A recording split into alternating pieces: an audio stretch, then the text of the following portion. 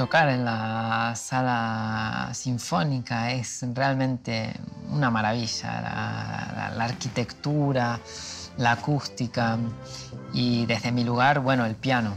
El público fue maravilloso.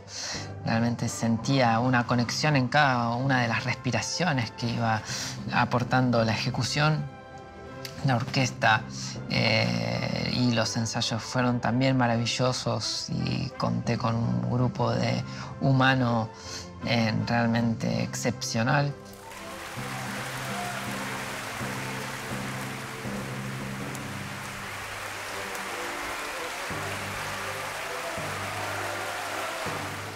Supe de la existencia de Beethoven casi antes de saber hablar, puedo decir. Había un cassette en mi casa de la Filarmónica de Berlín, un cassette con la séptima sinfonía de Beethoven, dirigida por Herbert von Karajan, y todavía es hoy que recuerdo los colores que tenía, que eran la figura de Beethoven llena de colores. Recuerdo colocar ese cassette tenía un equipo de música, ¿no? Y había un pasaje que lo repetía, que era el final del primer movimiento, donde aparece una línea de los contrabajos antes de una eclosión final, que es el marco este del primer movimiento. Es tan fuerte para mí ese final del primer movimiento que lo que escuchaba en ese cassette, porque en ese puedo decir que no tenía ni idea de lo que era, que era una orquesta, lo que yo escuchaba. O sea, la sensación artística de lo que yo escuchaba es lo que me decía a mí, bueno, yo quiero dedicarme a esto. Yo no sabía decir ni siquiera poner música, yo decía tica, tica, eso era tica. Y era esa imagen con ese cassette. Y bueno, esto es un sueño que empecé a estudiar el piano. Cuando era chiquito tenía el piano y me ponía las sillas que había en casa, me las ponía como si fuera la orquesta. Así que imagínate que yo tocaba el piano y de chiquito hacía que dirigía. Pero eso con 7 años, apenas tocaba mis ejercicios y ya lo hacía. Pensaba que iba a estar rodeado de una orquesta y iba a estar haciéndolo eso, así que... Y les indicaba cómo había que hacerlo, así que bueno, llegar a este punto es algo que bueno, que está en mi imaginario, en mi niñez, ¿no? Está toda la vida.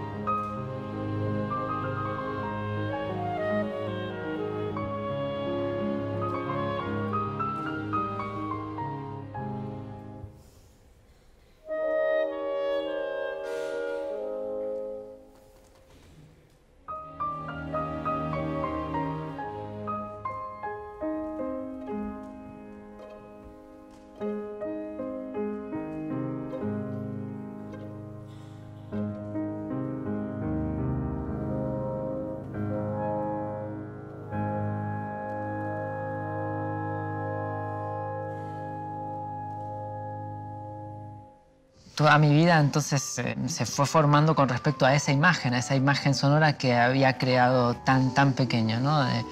Había varios cassettes, varios discos de long play, cuando yo era chiquito existían estos discos. Y esos todavía no los manipulaba tan de chico, pero los cassettes sí. Los cassettes sí me dejaban de pequeño tocarlos y así todo, escuchaba de todo, pero esta música era realmente, bueno, de un impacto enorme para mí. Más tarde empecé a estudiar piano, lógicamente quería estudiar música, quería dedicarme a eso que escuchaba. Iba a acompañar a los ensayos a mi padre, a la orquesta, entonces cuando era muy pequeño, con 3 años, que habré ido por primera vez a acompañar a mi papá a la orquesta, entonces ahí vi por primera vez lo que escuchaba en los cassettes, ¿no? Entonces, entonces esto es lo que yo escucho en casa, ¿no? Empecé a hacer las conexiones. Y mi papá se sentaba al lado del contrabajista, que se llamaba Murtak. Y me acuerdo todavía mi sensación de ser tan chiquitito y mirar eso, y yo decía, wow, yo me quiero dedicar a tocar eso. Eso era un sonido que era justamente el sonido de los contrabajos del crescendo de la séptima sinfonía, ¿no? Eso es la conexión era de eso, de algo de que se mueve en el espacio, ¿no? El tiempo. Entonces luego empecé a estudiar el piano, pedía el piano porque también iba a lo de mi tía abuela. Mi tía abuela tocaba muchísimo Chopin, muchísimo Liszt y también tocaba Beethoven. Pero más la recuerdo tocando Chopin de muy pequeño. Y al empezar a estudiar el piano, por lógica, dentro de las primeras obras son muchas de uno de los alumnos más importantes que tuvo Beethoven, de Czerny. Todos los pianistas hemos pasado por los ejercicios de este gran pedagogo. Y bueno, al poco tiempo ya empezar a hacer sonatas.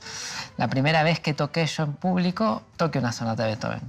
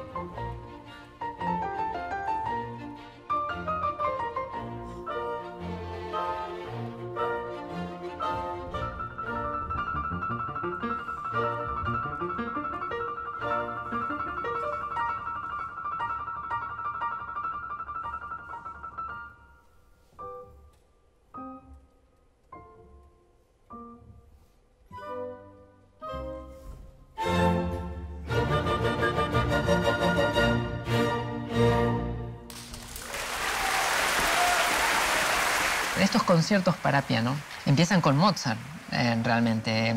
Los conciertos de Beethoven son descendencia directa de este pensamiento. Beethoven tomó estructuras tal cual las estructuras de Mozart para componer estos conciertos. Podemos decir que el inventor de esta forma de ganarse la vida fue Mozart, en realidad, ¿no? Como un primer virtuoso, ¿no? Los conciertos de Bach, en cambio, son muy distintos. Conciertos de barroco está muchísimo más integrado dramáticamente en instrumento. Los conciertos de Mozart son únicos, ¿no? En cambio, ya plantean el reto de la contraposición dramática, el silencio dramático en la música. Y esto empieza magistralmente con el concierto número 9, ¿no? Mozart tenía unos 20 y tantos años cuando compone este concierto. Y bueno, según muchos teóricos, es como la piedra fundamental de la música clásica, de lo que podemos llamar un periodo muy pequeño, pero muy significativo de música, que es la música clásica de Mozart, Haydn y Beethoven. Empieza con el concierto número 9 para piano. Beethoven retoma la forma justamente para ganarse también en la vida a su manera, ¿no? Y ya desde el primer concierto y el segundo podemos decir que ya es una personalidad distinta. Desciende de Mozart, pero hay otro tipo de cadencias. Los solos de piano son muchísimo más desbordados en la forma. En el tercer concierto hay frases que Beethoven en un primer trazado las señala como entrecortadas, más bien en la estética de Haydn o Mozart, y luego están tachadas estas ligaduras y las convierte en arcos muchísimo más largos, ¿no?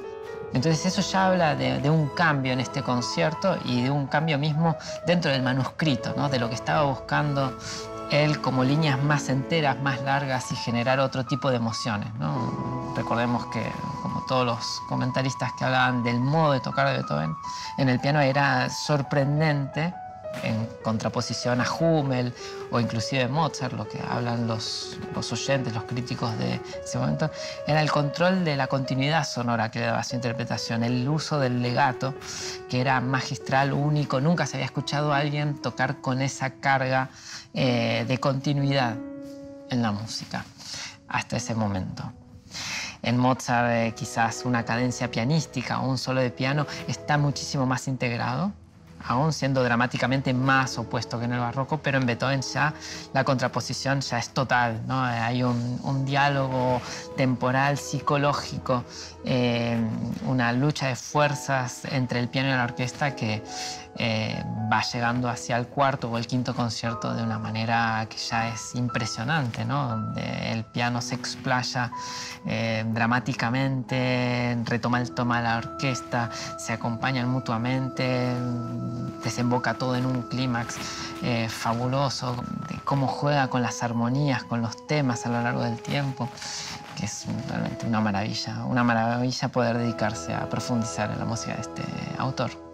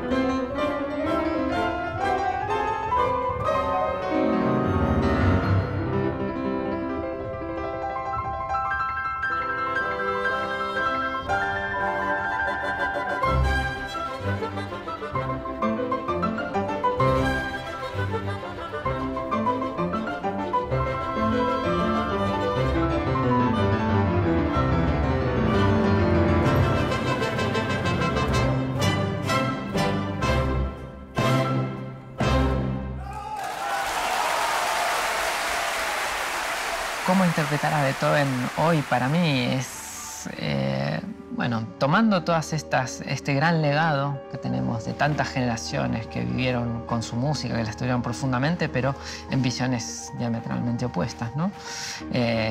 Tomando de ellas esas oposiciones, esas fuerzas, ¿no? Tan distinto no sé, un adagio interpretado por Karajan que por Gardiner, por ejemplo. No puedes ver nada más contrastante, ¿no? Y son los dos grandes intérpretes y los dos tienen sus fundamentos de por qué lograr esa interpretación.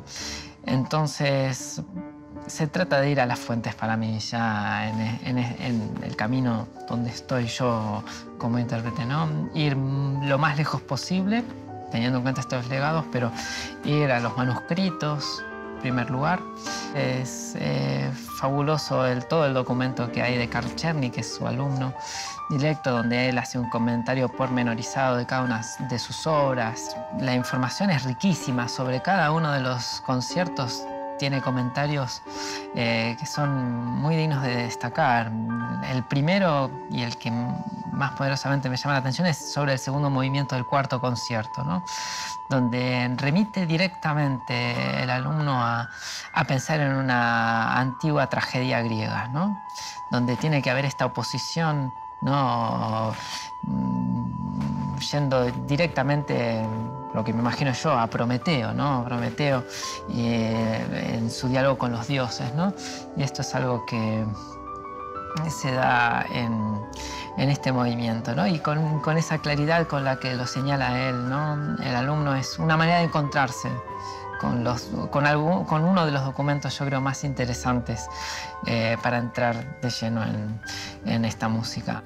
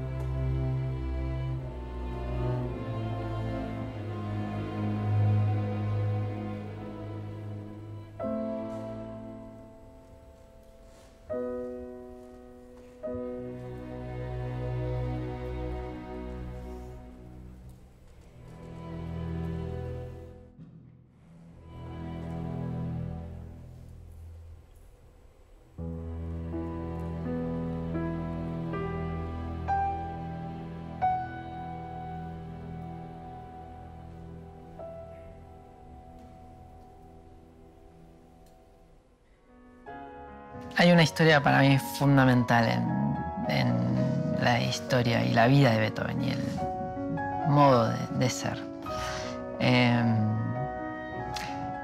Él hizo un momento muy dramático, alrededor de 1801, 1802, tenía mi edad, ¿no? 31, 32 años. En ese momento empieza a sentir que se queda sordo, ¿no? O sea, ¿cuál puede ser el problema más grave que puede llegar a tener un músico con el talento que tenía él y con la proyección, ¿no? Él entendía los sueños, sus sueños musicales, ¿no? Y este problema, ¿no? Este problema que lo deja al borde de la desesperación, de qué iba a vivir si lo único que sabía hacer era música. Se estaba quedando sordo, Europa estaba en medio de guerras interminables, no había paz por ningún lado. Lo único que podía hacer él era dedicarse a hacer su música y a difundirla, ¿no? Y él mismo dice en un documento muy importante, ¿no? O quedan documentos muy importantes que hablan de ello, que tenían dos posibilidades. O se suicidaba, que era lo natural ante esa situación, donde no tenía nada que perder, ya no podía hacer nada, o decidía hacer la música que él siempre soñó que no iba a poder escuchar, que él sabía que no iba a poder escuchar, pero que iba realmente a cambiar el mundo y dejar un mensaje, ¿no? Entonces, eligió el camino más difícil. El camino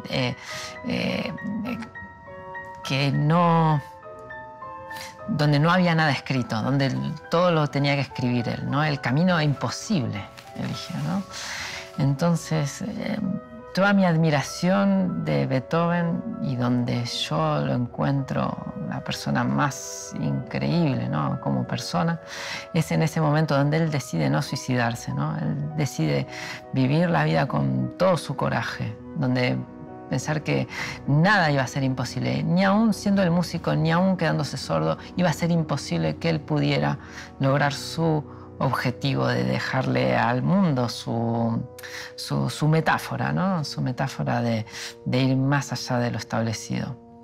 Entonces, bueno, siempre me quedo con eso, me quedo con eso de Beethoven. Él nos dejó esa enseñanza, ¿no? De que nada es imposible finalmente.